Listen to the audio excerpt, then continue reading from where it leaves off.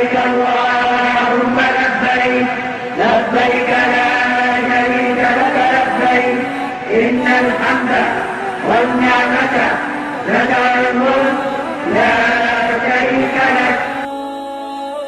بسم اللہ الرحمن الرحیم نحمدہ ونصلی ونسلم علی رسولہ الکریم. وزارت مذہبی امور نے حجاج کرام کی اعلیٰ تربیت کے لیے مناظر حج کی تصاویر پر مشتمل پریزنٹیشنز کا اہتمام کیا ہے. پریزنٹیشنز کے اس حصے میں ہم آپ کو اپنے گھر سے لے کر بیت اللہ شریف تک اس مبارک سفر میں پیش آنے والے تمام انتظامی امور اور مناسک حج کے بارے میں بتا سکیں گے. محترم خواتین و حضرات، سب سے پہلے میں آپ کو حکومت پاکستان کی وزارت مذہبی امور اور بین المذاہب ہم آہنگی کی طرف سے دل کی اتھاہ گہرائیوں سے مبارکباد پیش کرتا ہوں کہ اس رب کریم نے آپ کو اپنا مہمان بنانے کا شرف بخشا.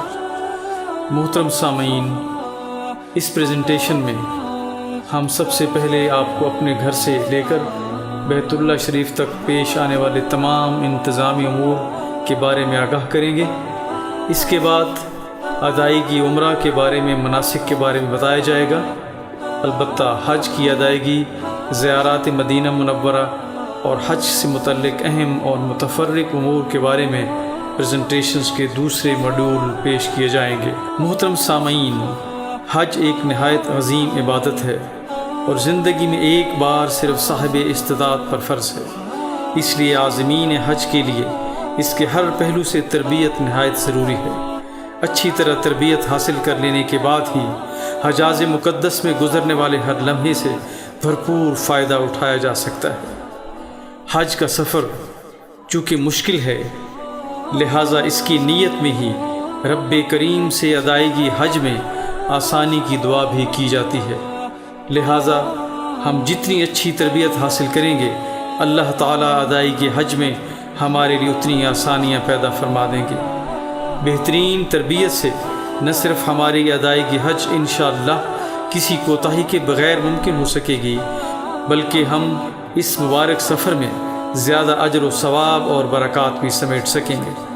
علاوہ ازیں چونکہ زیادہ تر عازمین حج کا بیرون ملک یہ پہلا ہوائی سفر ہوتا ہے، لہذا اچھی تربیت دوران سفر پیش آنے والی ہر قسم کی پریشانی سے محفوظ رہنے کا سبب بھی بنتی ہے. رب کریم نے قرآن مجید کی سورہ بقرہ کی آیت 128 میں ارشاد فرمایا، وَأَرِنَا مَنَاسِكَنَا وَتُبْ عَلَيْنَا إِنَّكَ أَنْتَ التَّوَّابُ الرَّحِيمُ. خداوند قدوس نے اس آیت مبارکہ میں حضرت ابراہیم خلیل اللہ علیہ السلام کی دعا نقل فرمائی. اس سے یہ پتہ چلتا ہے کہ اللہ کے خلیل کہ جنہوں نے بیت اللہ کی تعمیر فرمائی، اپنے رب سے عبادت کے طریقے سیکھنے کے لیے دعا طلب فرماتے ہیں. تربیت حج کے لیے آپ جن ذرائع سے فائدہ حاصل کر سکتے ہیں، ان میں سب سے اول حج تربیتی پروگراموں میں زیادہ سے زیادہ شمولیت ہے. ایسے پروگراموں کا اہتمام نہ صرف حکومت پاکستان سفر حج سے پہلے مختلف مقامات پر کرتی ہے، بلکہ کئی فلاحی تنظیمیں بھی اس کار خیر میں حصہ لیتی ہیں. اور یاد رکھیے، مکہ مکرمہ پہنچنے کے بعد بھی آپ کی امارات میں تربیتی پروگراموں کا انعقاد کیا جاتا ہے. ان سے بھی بھرپور فائدہ اٹھائیے. اس کے علاوہ احکام حج کی کتابوں کا مطالعہ فرمائیے. اس مقصد کے لیے وزارت مذہبی امور بھی حجاج کی رہنمائی کے لیے کتب مہیا کرتی ہے. تربیت کا ایک اور اہم ذریعہ حج ویڈیوز ہیں. جن حضرات کو انٹرنیٹ کی سہولت موجود ہے، وہ وہاں سے حج ویڈیوز کا مطالعہ کریں. اور اس کے علاوہ وزارت کی طرف سے بھی ویڈیوز کا اہتمام کیا جاتا ہے. علاوہ ازیں آپ اپنے گروپ میں اکٹھے ہو کر مناسک حج کے بارے میں بات چیت کریں. مثلا عمرہ کرنے سے پہلے تھوڑی دیر کے لیے گروپ کے ساتھی اکٹھے ہوں اور مناسک عمرہ کے بارے میں ایک دوسرے سے گفتگو کریں، اور جن کی ذہنوں میں کچھ سوالات ہوں وہ اپنے ساتھیوں سے پوچھیں. اس سے انشاءاللہ ادائیگی مناسک میں آپ کے لیے آسانیاں پیدا ہوں گی. محترم خواتین و حضرات، حجاز مقدس میں حجاج کرام کا قیام عموماً 40 دن کا ہوتا ہے۔ ان 40 دنوں میں وہ عمرہ کرتے ہیں اور حج کے ایام میں حج کرتے ہیں۔ 8 یا 9 دن کے لیے زیارت مسجد نبوی صلی اللہ علیہ وآلہ وسلم تشریف لے جاتے ہیں اور باقی دنوں میں عمومی عبادات کا اہتمام کرتے ہیں۔ محترم ناظرین، حج کی عبادت کے لیے ایک بنیادی اصول عرض کرتا ہوں، وہ یہ ہے کہ مناسک حج ہر اسلامی عبادت کی طرح فرض، واجب، سنت اور مستحب اعمال پر مشتمل ہوتے ہیں، اور ان اعمال کو سمجھنا انتہائی ضروری ہے، کیونکہ اگر حج کے فرائض میں سے کوئی فرض یعنی رکن ترک ہو جائے تو حج ہوگا ہی نہیں۔ اگر واجبات میں سے کوئی واجب ترک ہو گیا تو حدود حرم میں ایک جانور ذبح کیا جائے گا جسے دم کہا جاتا ہے۔ اسی طرح حالت احرام میں کسی ممنوع عمل کا ارتکاب ہو جائے تو بھی تلافی کی مختلف صورتیں ہیں۔ بعض ممنوعات کے ارتکاب میں دم لازم ہوتا ہے اور بعض پر مختلف قسم کے کفارے عائد ہوتے ہیں۔ کسی سنت کے چھوٹ جانے پر کوئی کفارہ نہیں، البتہ سنت کا قصداً ترک کرنا برا اور قابل ملامت عمل ہے۔ سنت پر عمل کرنے سے عبادت کا حسن بڑھتا ہے اور ثواب و اجر میں اضافہ ہوتا ہے۔ اب آپ کے گھر سے لے کر بیت اللہ شریف تک کے مبارک سفر کے دوران پیش آنے والے معاملات کا جائزہ پیش کیا جاتا ہے۔ آپ کا پاسپورٹ جس پر حج کا ویزا لگا ہوگا، حج شناختی کارڈ اور ایئر ٹکٹ وغیرہ آپ کو متعلقہ حاجی کیمپ سے روانگی سے 2 دن قبل مہیا کیا جائے گا۔ البتہ اپنے قومی شناختی کارڈ کی کچھ فوٹو کاپیاں اپنے پاس رکھ لیں۔ اگر آپ پرائیویٹ اسکیم کے تحت حج پر روانہ ہو رہے ہیں تو یہ سارے کاغذات آپ کو متعلقہ حج آرگنائزر گروپ کے دفتر سے ملیں گے۔ روانگی سے قبل اپنا طبی معائنہ کرا لیجئے اور متعلقہ حاجی کیمپ سے حفاظتی ٹیکے لگوانے کے بعد پیلے رنگ کا انٹرنیشنل ہیلتھ سرٹیفکیٹ بھی حاصل کر لیجئے۔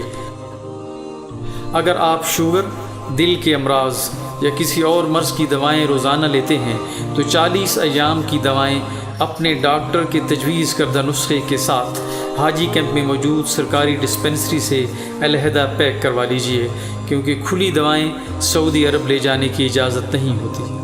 دوران حج حجاج کرام کو کافی پیدل چلنا پڑتا ہے، اس لیے حج سے پہلے اپنی جسمانی صحت پر خصوصی توجہ دیجیے اور روزانہ 4 سے 5 کلومیٹر پیدل چلنا اپنی عادت بنا لیں۔ ننگے پاؤں فرش پر چلنے کی پریکٹس بھی دوران طواف فائدہ مند ثابت ہوتی ہے۔ حجاز مقدس میں قیام کے دوران اخراجات کے لیے مناسب رقم کا بندوبست بھی کر لیں۔ مختلف افراد کے ذاتی اخراجات مختلف ہوتے ہیں، البتہ ایک اندازے کے مطابق 2000 سے 2500 سعودی ریال ایک فرد کے لیے اپنے پاس رکھیں۔ 2 افراد کے لیے 3000 سے لے کر 3500 سعودی ریال کافی ہوں گے۔ اپنے گروپ میں دوسرے افراد کے بارے میں معلومات بھی حاصل کر لیں اور ان کے ساتھ رابطے میں رہیں تاکہ تربیت اور روانگی سے متعلق معلومات کا تبادلہ کیا جا سکے۔ کسی خاص تجربہ کار شخص کو گروپ لیڈر مقرر کر لیں۔ حج کے موقع پر دنیا کے ہر حصے سے مسلمان حجاز مقدس کا سفر کرتے ہیں، گویا حج امت مسلمہ کی ایک عالمی کانفرنس کا منظر پیش کرتا ہے۔ اس عظیم اجتماع میں آپ عرض پاک کی نمائندگی کر رہے ہوں گے، لہٰذا خواتین اپنے احرام پر اور مرد حضرات احرام کی چادر پر سبز ہلالی پرچم چسپاں کر رکھیں اور دوسرے ممالک کے حجاج کرام کے ساتھ نہایت اعلیٰ اخلاق سے پیش آئیں۔ غصے اور جھگڑے سے پرہیز کریں اور ہر معاملے میں ایثار اور قربانی کا مظاہرہ کریں۔ وزارت مذہبی امور و بین المذاہب ہم آہنگی سرکاری اسکیم کے تحت حج پر جانے والے افراد کو ایک خط کے ذریعے تاریخ اور پرواز روانگی کے بارے میں مطلع کرتی ہے۔ روانگی کا شیڈول وزارت کی ویب سائٹ www.hajinfo.org پر بھی دیکھا جا سکتا ہے۔ پرائیویٹ اسکیم کے تحت سفر حج کرنے والے افراد کو متعلقہ حج گروپ آرگنائزر اس بارے میں اطلاع فراہم کرتے ہیں۔ روانگی کی تاریخ سے 2 دن قبل سرکاری اسکیم کے حجاج کرام متعلقہ حاجی کیمپ تشریف لے جائیں، متعلقہ ایئر لائن کے کاؤنٹر سے پاسپورٹ اور ایئر ٹکٹ وصول کریں۔ اسی دن ڈسپنسری سے دوائیں بھی پیک کرائیں۔ حفاظتی ٹیکے لگوا کر بین الاقوامی صحت سرٹیفکیٹ حاصل کر لیں اور متعلقہ بینک کی برانچ سے رقم بھی وصول کر لیں۔ یاد رکھیں، بینک سے واپس کی گئی رقم کا دار و مدار مکہ مکرمہ میں آپ کے لیے لی گئی بلڈنگ کے کرائے پر منحصر ہے۔ چونکہ کرائے پر لی گئی مختلف عمارات کے کرائے حرم شریف سے فاصلے کے حساب سے کم یا زیادہ ہوتے ہیں، اسی طرح حجاج کرام کو واپس کی گئی رقم بھی مختلف ہوتی ہے۔ اس سلسلے میں دوسرے حجاج کرام یا بینک کے عملہ سے بحث سے گریز کریں۔ اہم سفری دستاویزات جو آپ کے پاس موجود ہونی چاہیے، ان میں پاسپورٹ جس پر حج کا ویزا لگا ہو، ہوائی جہاز کا ٹکٹ، حج شناختی کارڈ، بین الاقوامی صحت سرٹیفکیٹ اور قومی شناختی کارڈ کی فوٹو کاپیاں شامل ہیں۔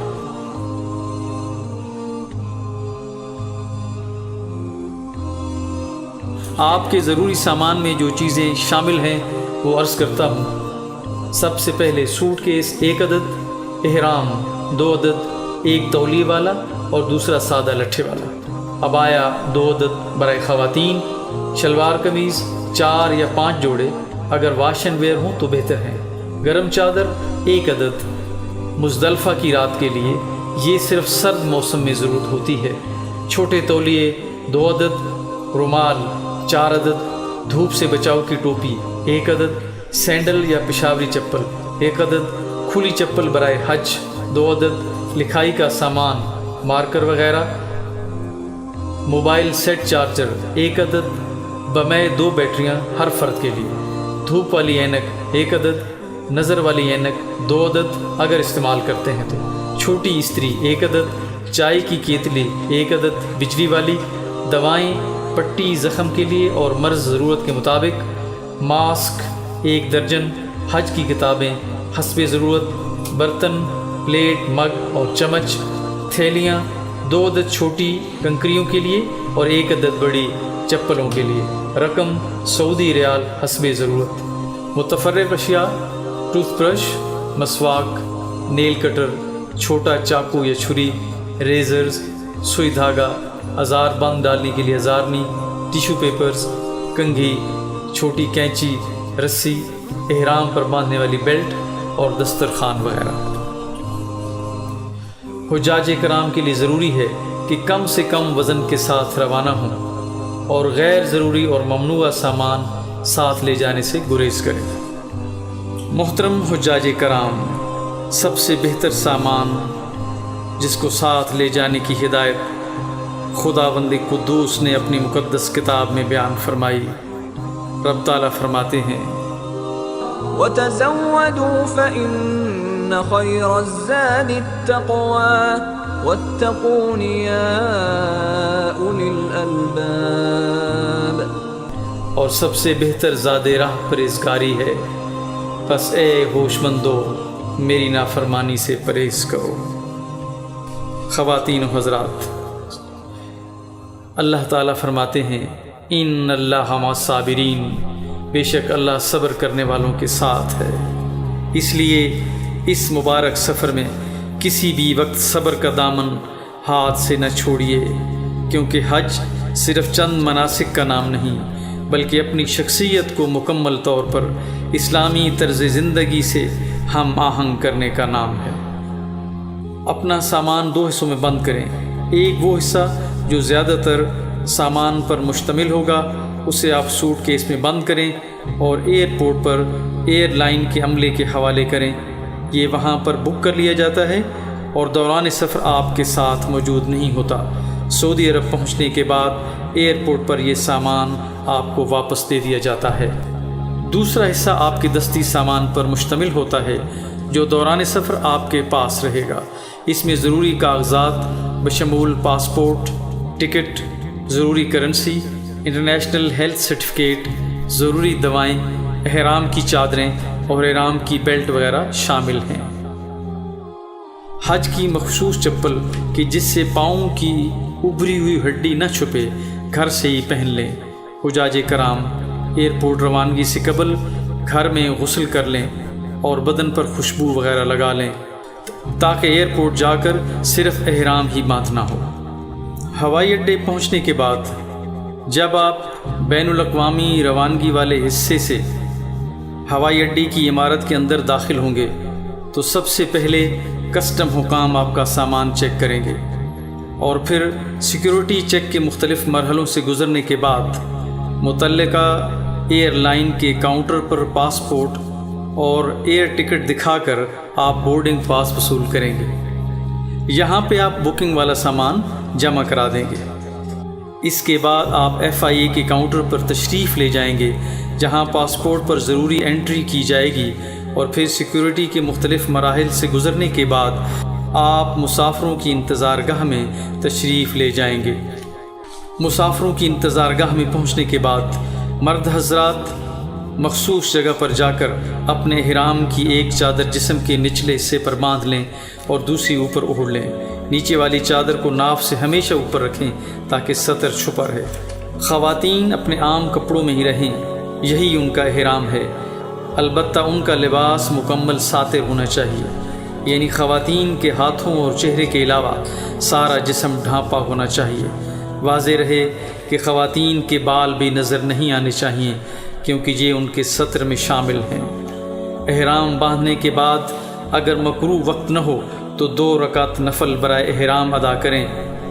نوافل کی پہلی رکعت میں سورہ الکافرون اور دوسری رکعت میں سورہ اخلاص پڑھنا اولا ہے۔ نفل ادا کرتے وقت سر چادر سے ڈھانپ لیں اور سلام پھیرنے کے بعد سر ننگا کر لیں۔ یاد رہے اس کے بعد عمرہ مکمل ہونے تک حالت احرام میں جو بھی آپ نمازیں ادا کریں گے ان میں سر نہیں ڈھانپنا چاہیے، کیونکہ اس وقت آپ پر احرام کی پابندیاں لاگو ہو چکی ہوں گی۔ دوران حج مختلف مواقع پر جو بھی نیت کی جاتی ہے اس کے 3 بڑے حصے ہوتے ہیں۔ سب سے پہلے حصے میں ارادہ یا نیت ظاہر کی جاتی ہے، دوسرے حصے میں آسانی اور تیسرے حصے میں قبولیت کی دعا کی جاتی ہے۔ مثلا یا اللہ میں فلاں کام کی نیت کرتا یا کرتی ہوں، تو اسے میرے لیے آسان بنا اور میری طرف سے قبول و منظور فرما۔ نوافل ادا کرنے کے بعد قبلہ رخ بیٹھ کر عمرے کی نیت یوں کیجیے: یا اللہ میں نے تیری رضا کے لیے عمرے کی نیت کی، تو اسے میرے لیے آسان فرما، میری طرف سے قبول اور منظور فرما۔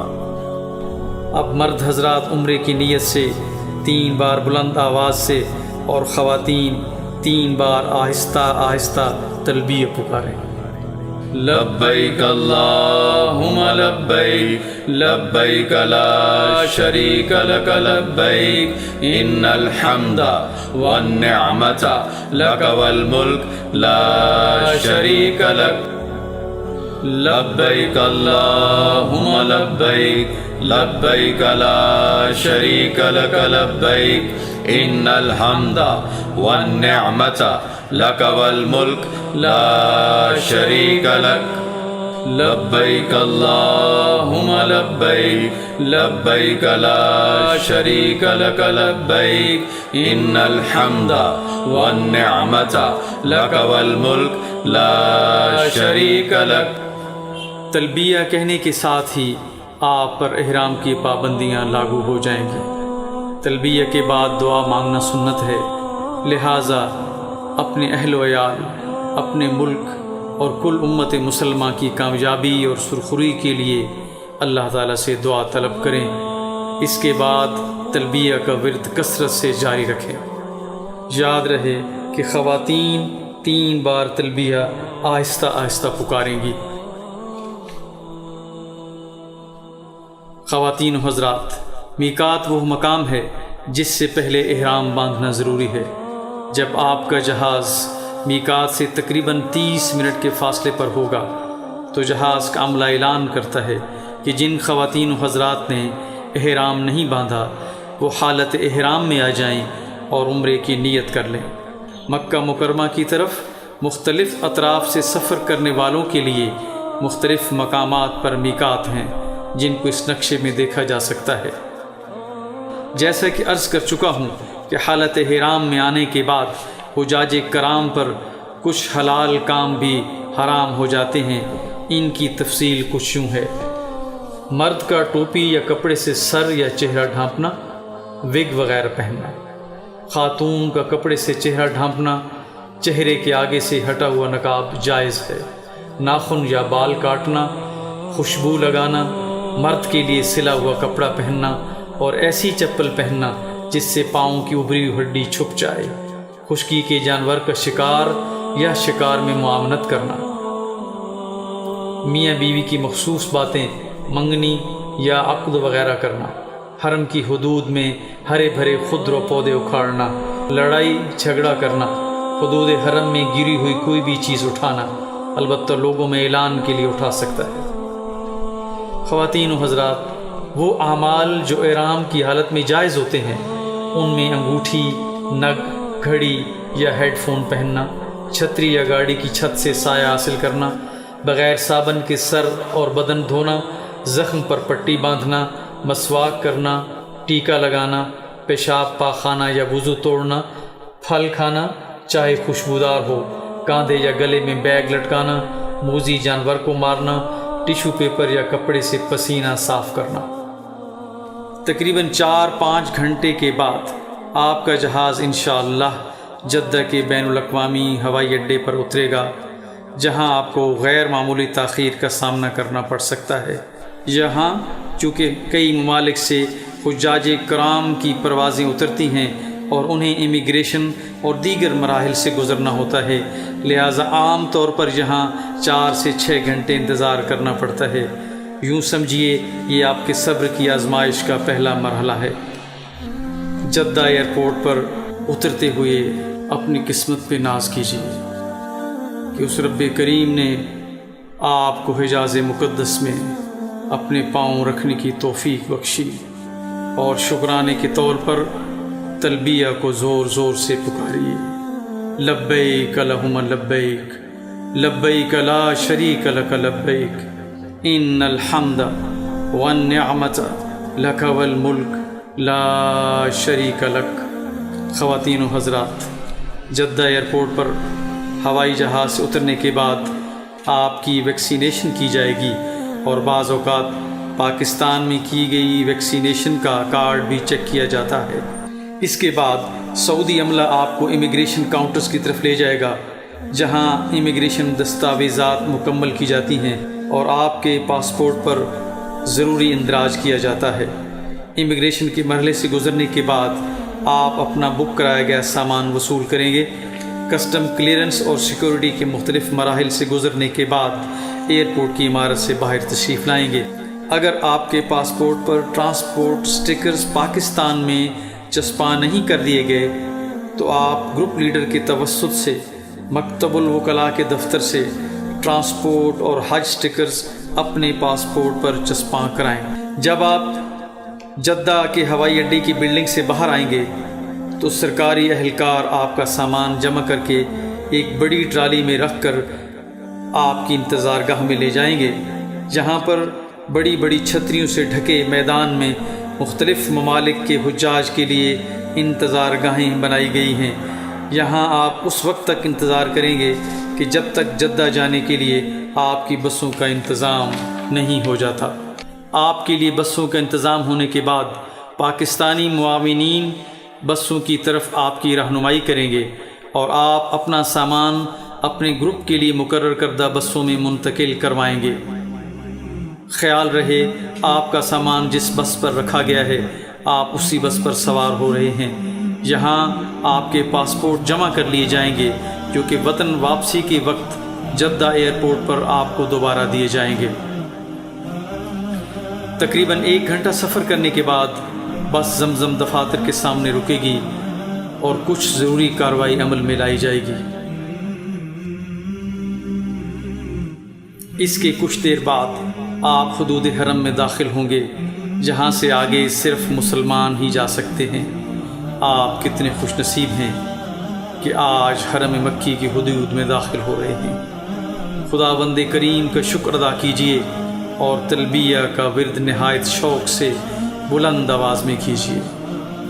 مکہ مکرمہ پہنچنے کے بعد آپ کو اپنے مکتب کے دفاتر میں لے جایا جائے گا۔ وہاں آپ کو اپنے مکتب کی شناختی بینڈ اور کارڈ دیے جائیں گے۔ یاد رہے یہ پیلے رنگ کا بینڈ جو آپ ہر وقت اپنی کلائی پر پہنے رکھیں گے دراصل آپ کے پاسپورٹ کا نعم البدل ہے اور آپ کی شناخت ہے کہ آپ سفر حج پر ہیں اور غیر قانونی طور پر سعودی عرب میں داخل نہیں ہوئے۔ مکتب کے دفاتر میں ضروری کارروائی مکمل ہو جانے کے بعد آپ کو اپنی بلڈنگ میں لے جایا جائے گا جہاں مکہ مکرمہ میں حجاج کرام کے لیے لی گئی عمارات کے نظام کے بارے میں ضروری اطلاعات فراہم کرنا فائدے سے خالی نہ ہوگا۔ سرکاری طور پر حاصل کی گئی عمارات کو ان کے محل وقوع کے اعتبار سے مختلف سیکٹرز میں تقسیم کیا جاتا ہے۔ ہر سیکٹر میں کئی بلڈنگز ہوتی ہیں اور ہر بلڈنگ کا ایک مخصوص نمبر ہوتا ہے جو پاکستانی پرچم کے رنگ والے بورڈ پر بلڈنگ کے سامنے آویزاں کیا ہوتا ہے۔ پرائیویٹ اسکیم کے تحت سفر کرنے والے حجاج کرام کے لیے بلڈنگز کا بندوبست متعلقہ حج گروپ آرگنائزرز کرتے ہیں۔ حجاج کرام سے گزارش ہے کہ جب بسیں آپ کی عمارت کے قریب پہنچ جائیں تو صبر کا مظاہرہ کریں اور پاکستانی معاونین حجاج سے تعاون کریں۔ اس مرحلے پر عموماً بلڈنگز میں ازدحام بن جاتا ہے، لہٰذا معاونین کی ہدایت پر عمل کریں تاکہ آپ آرام سے اپنے مخصوص کمروں میں جا سکیں۔ یاد رہے کہ تقریباً 15 سے 20 گھنٹے سفر کے مختلف مراحل سے گزرنے کے بعد آپ اپنے کمرے میں پہنچے ہیں، اس لیے بدن پر تھکاوٹ کے آثار نمایاں ہوں گے، لہٰذا ضروری ہے کہ عمرہ کی ادائیگی سے پہلے کچھ دیر آرام کر لیا جائے تاکہ مناسک عمرہ مکمل سکون اور خشوع و خضوع سے ادا کیے جا سکیں۔ حکومت پاکستان مسجد حرام سے دور واقع بلڈنگز میں رہائش پذیر حجاج کرام کی سہولت کے لیے حرم تک ٹرانسپورٹ کا بندوبست کرتی ہے۔ اس مقصد کے لیے تمام بلڈنگز کی مناسب گروپ بندی کی جاتی ہے اور ہر گروپ کے نزدیک ایک بس سٹاپ بنایا جاتا ہے جہاں سے ہر نماز کے نظام الاوقات کے مطابق بسیں موجود رہتی ہیں اور تھوڑے تھوڑے وقفے سے حجاج کرام کو لے کر حرم کی طرف روانہ ہوتی ہیں۔ ہر بس کے سامنے اس کا مخصوص سیکٹر نمبر اور بلڈنگ نمبر درج ہوتا ہے تاکہ حجاج کرام کو اپنی بس کی شناخت میں آسانی ہو۔ یہ بسیں حرم کے قریب 1 یا 2 کلومیٹر کے فاصلے پر بنائے گئے ایک اور بس سٹاپ تک لے جاتی ہیں۔ یہ بس سٹاپ عموماً مسقوطہ، کدئی اور قرب و جوار کے علاقے میں بنائے جاتے ہیں۔ اس بس سٹاپ سے مسجد حرام تک سعودی حکومت کی ٹرانسپورٹ سروس موجود ہوتی ہے۔ ایام حج سے کچھ دن پہلے اور بعد ان بسوں پر حجاج کرام کا رش بہت بڑھ جاتا ہے۔ ان ایام میں بسوں میں سوار ہوتے وقت نہایت صبر سے کام لیں اور دھکم پیل سے پرہیز کریں۔ عموماً دیکھا گیا ہے کہ بس سٹاپ پر نماز کے 1 یا 2 گھنٹے بعد ہی رش کم ہو جاتا ہے۔ نیز مشکلات سے بچنے کے لیے حرم جانے اور واپس جانے کے مناسب اوقات اپنائیں تاکہ انتظار اور رش کی اذیت سے بچ سکیں۔ بسوں سے اترتے وقت بھی صبر اور نظم و ضبط کا دامن ہاتھ سے نہ چھوڑیں۔ حجاج کرام کو چاہیے کہ باری باری اپنی سیٹوں سے اٹھیں اور ایک خاص ترتیب سے بس سے اتر کر منظم قوم کے افراد ہونے کا ثبوت دیں۔ بس کے انتظار کے وقت اور دوران سفر اللہ تبارک و تعالیٰ کے ذکر میں مشغول رہیں۔ اس انتظام میں اگر کوئی تکلیف بھی پیش آئے تو اسے اللہ تعالیٰ کی طرف سے آزمائش سمجھیں اور غصے میں نہ آئیں۔ انشاءاللہ اللہ تعالیٰ یقیناً آپ کو اس صبر کا بہترین اجر عطا فرمائے گا۔ سعودی شٹل سروس کے بس سٹاپ سے اتر کر مسجد حرام میں جانے کے لیے آپ کو تھوڑی ہی دیر پیدل چلنا پڑتا ہے۔ جب بھی حرم میں پہلی بار جائیں تو اچھی طرح ذہن نشین کر لیں کہ آپ کون سی سڑک سے اور کون سے دروازے سے حرم میں داخل ہوئے ہیں۔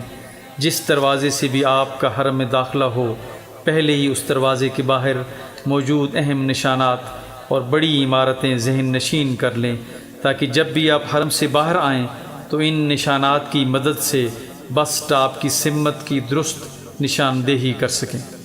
یہاں حجاج بیت اللہ کی رہنمائی کے لیے مسجد حرام کا مختصر تعارف فائدے سے خالی نہ ہوگا۔ حرم کے بڑے دروازوں کے نام باب الملک عبدالعزیز، باب الملک فہد، اور باب ملک عبداللہ ہیں۔ بڑے دروازوں پر مینار بھی بنے ہیں۔ ان کے علاوہ دوسرے دروازے ہیں جن میں ہر دروازے کا اپنا ایک نمبر ہوتا ہے۔ باب عبدالعزیز کا نمبر 1 ہے اور وہاں سے گھڑی کے الٹے رخ بالترتیب باقی دروازوں کے نمبر آگے بڑھتے ہیں۔ جس بھی دروازے سے حرم میں داخل ہوں اس کا نمبر یاد رکھیں تاکہ باہر آتے وقت بھی اسی دروازے کو استعمال کر سکیں۔ حرم میں داخلہ بڑے ہی کرم کی بات ہے۔ ذرا دل کو سنبھالیے کہ خداوند قدوس کا وہ عظیم گھر جس کی طرف رخ کر کے آپ ساری عمر نمازیں پڑھتے رہے ہیں، آج وہ آپ کی نظروں کے سامنے آنے والا ہے۔ خانہ کعبہ پر پہلی نظر کی بہت فضیلت ہے۔ یہ قبولیت دعا کی گھڑی ہے، لہٰذا جب مسجد حرام میں داخل ہوں پہلے دایاں پاؤں اندر رکھیں اور مسجد میں داخل ہونے کی دعا پڑھیں۔ بسم اللہ والصلاة والسلام علی رسول اللہ، اللہم افتح لی ابواب رحمتک۔ اب نظروں کو جھکائے، ہو سکے تو ندامت کے آنسو بہاتے آگے بڑھتے جائیں۔ جب آپ آخری سیڑھیاں اتر کر سفید سنگ مرمر والے دالان میں اتریں گے تو سمجھ لیں اب رب کریم کا عظمتوں والا گھر آپ کے سامنے ہے۔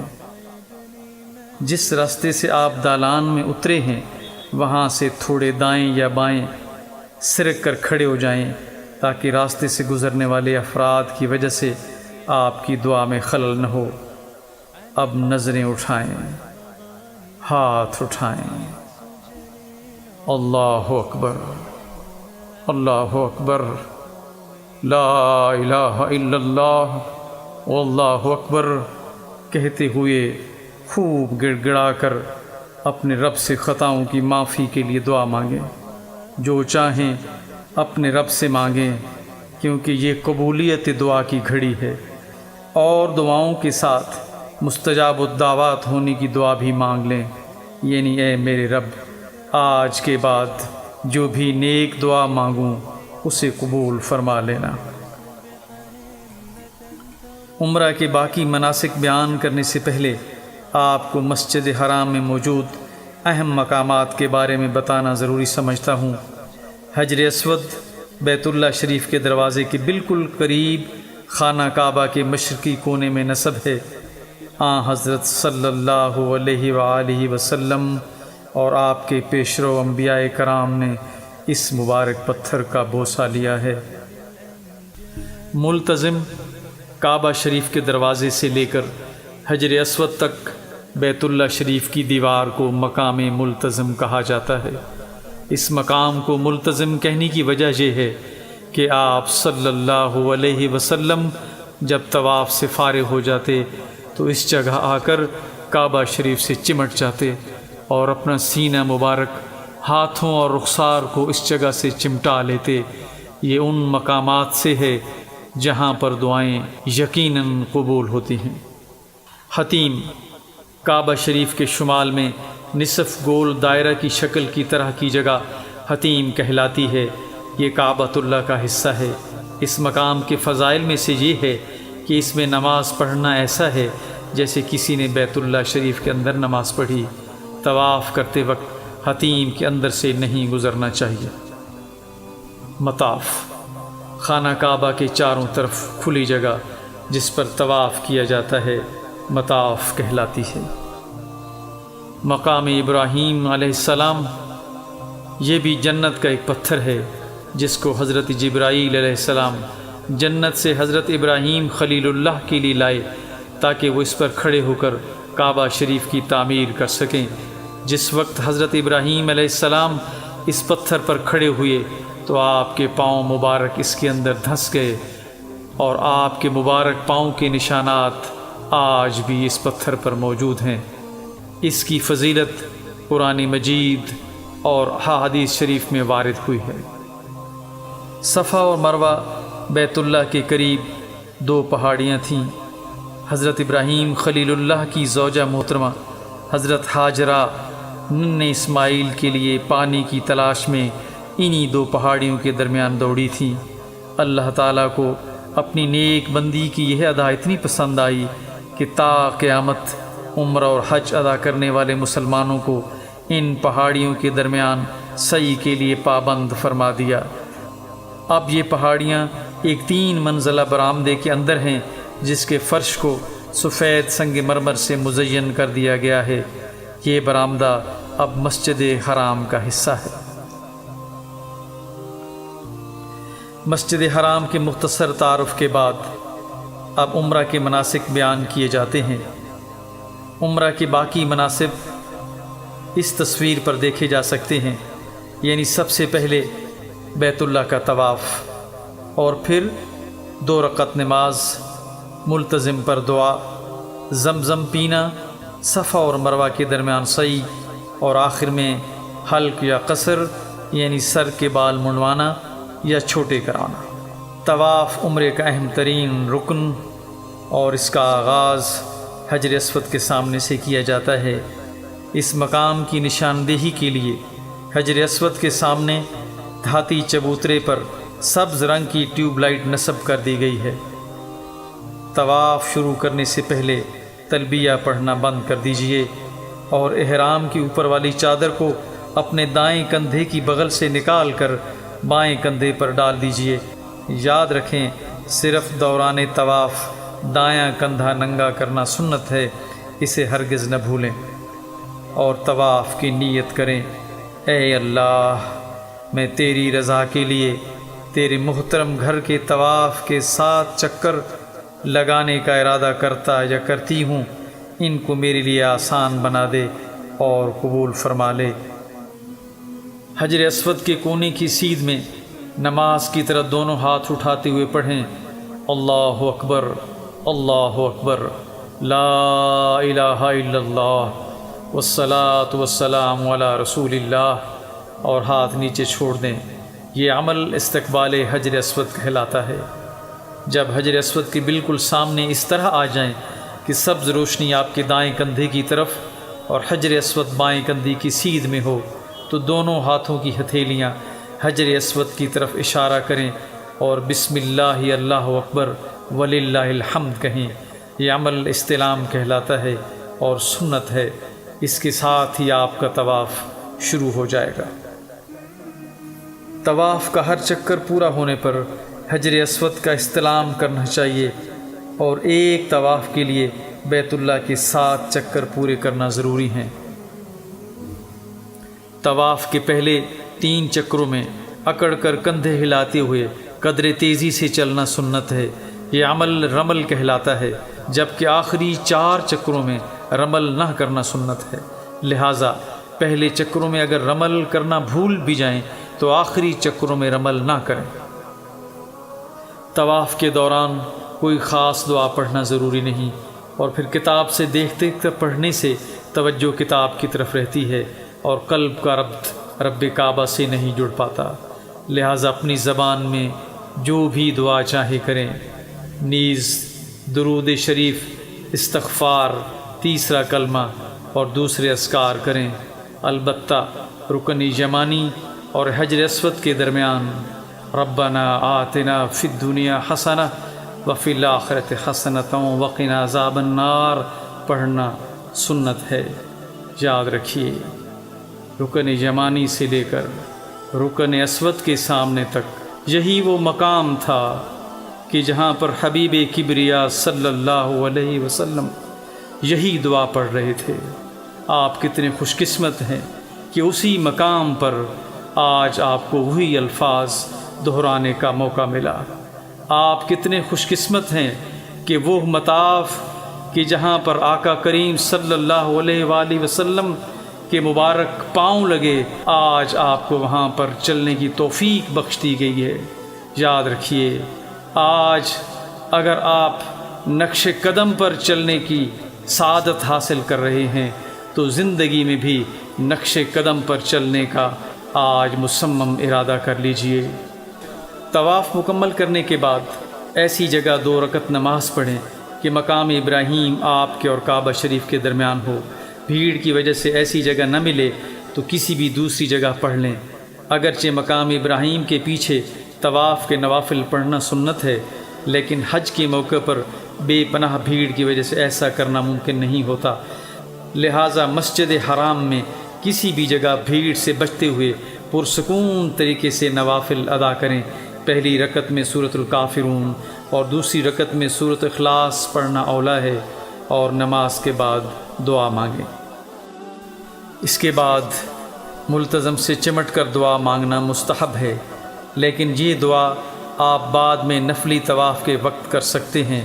احرام کی حالت میں ملتزم کے قریب بالکل نہ جائیں، کیونکہ وہاں خوشبو لگی ہوتی ہے جو کہ احرام کی پابندیوں میں سے ایک ہے۔ لہٰذا دوگانہ پڑھنے کے بعد زمزم کی طرف آئیں اور قبلہ رخ ہو کر جی بھر کے زمزم پئیں۔ زمزم کو سر چہرے پر ملیں، لیکن آداب کا خیال رکھیں۔ بہتر ہے زمزم ہمیشہ ایسے کولر سے پئیں جن پر عربی زبان میں غیر مبرد اور انگریزی زبان میں ناٹ کولڈ کے الفاظ لکھے ہوتے ہیں، کیونکہ یہ زیادہ ٹھنڈا نہیں ہوتا اور اسے گلا خراب نہیں ہوتا۔ یہاں پر طواف کے فرائض، واجبات اور سنتوں کا خلاصہ بیان کیا جاتا ہے تاکہ آپ طواف تمام شرعی ضروریات کو مد نظر رکھتے ہوئے کر سکیں۔ خواتین و حضرات، طواف کے 2 فرائض ہیں، یعنی نیت کرنا اور 4 چکر لگانا۔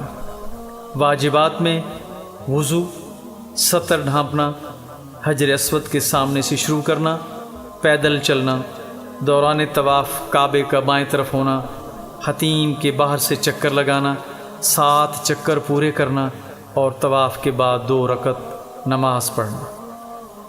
طواف کی سنتیں: اتباع یعنی اپنا دایاں کندھا ننگا کرنا، پہلے 3 چکروں میں رمل کرنا، آخری 4 چکروں میں رمل نہ کرنا، بیت اللہ شریف کی طرف کمر یا پشت نہ کرنا، حجر اسود کے 9 استلام، رکن یمانی کو چھونا، رکن یمانی اور رکن حجر اسود کے درمیان مخصوص دعا پڑھنا۔ عمرہ کی سعی: طواف ختم کرنے کے بعد عمرہ کرنے والے سعی کے 7 چکر ادا کرنے کے لیے صفا کی طرف جاتے ہیں۔ مطاف میں سے صفا کی طرف جانے کے لیے مختلف مقامات پر بورڈ لگائے گئے ہیں۔ صفا کی طرف جاتے ہوئے راستے میں جب حجر اسود نظر آئے تو 9واں استلام کریں، یہ سنت عمل ہے، اور صفا کے قریب پہنچیں تو اس طرح کہیں: ابدأ بما بدأ اللہ تعالی بہ، ان الصفا والمروۃ من شعائر اللہ، فمن حج البیت او اعتمر فلا جناح علیہ ان یطوف بہما، ومن تطوع خیرا فإن اللہ شاکر علیم۔ صفا پر پہنچ کر بیت اللہ کی طرف رخ کریں اور دل میں سعی کی نیت کر لیں، اور زبان سے بھی یوں کہیں تو افضل ہے: یا اللہ، میں تیری رضا کے لیے سعی کی نیت کرتا ہوں، تو اسے میرے لیے آسان فرما اور میری طرف سے قبول و منظور فرما، اور اس کے طفیل مجھے، میرے گھر والوں کو اور کل امت مسلمہ کو دین و دنیا میں کامیابی اور سرخروئی عطا فرما، آمین۔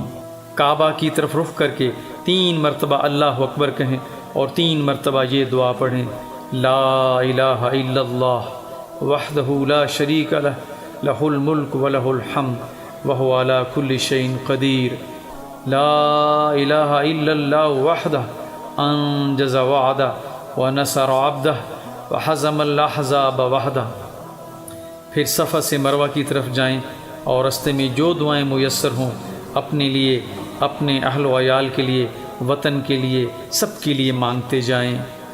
صفا اور مروہ کے درمیان سعی کرتے وقت جب سبز لائٹوں کے نیچے پہنچیں تو مرد حضرات تیز دوڑیں اور خواتین اپنی نارمل رفتار سے چلیں اور تیز نہ دوڑیں۔ سبز لائٹوں سے گزرنے کے بعد پھر عام رفتار سے چلیں یہاں تک کہ مروہ تک پہنچ جائیں۔ رب اغفر وارحم انت العز الاکرم پڑھیں۔ سعی کرتے ہوئے یاد رکھیں، صفا سے مروہ تک جانے سے پہلا چکر مکمل ہوتا ہے اور پھر مروہ سے صفا تک آنے سے دوسرا چکر مکمل ہوتا ہے۔ دوران سعی اتباع یعنی دایاں کندھا ننگا نہ کریں۔ اس طرح صفا اور مروہ کے درمیان 7 چکر پورے کریں۔ یاد رکھیں، سعی صفا سے شروع ہوتی ہے اور مروہ پر ختم ہوتی ہے۔ سعی مکمل کرنے کے بعد حلق کروائیں یعنی سر کے بال منڈوائیں یا قصر یعنی کٹنگ کروائیں۔ سر کے چوتھائی حصے کی کٹنگ کروانا واجب جبکہ سر منڈوانا افضل ہے۔ حلق اور قصر کے بعد احرام کی چادریں اتاریں، غسل کریں اور عام لباس پہن لیں۔ الحمدللہ عمرہ مکمل ہوا۔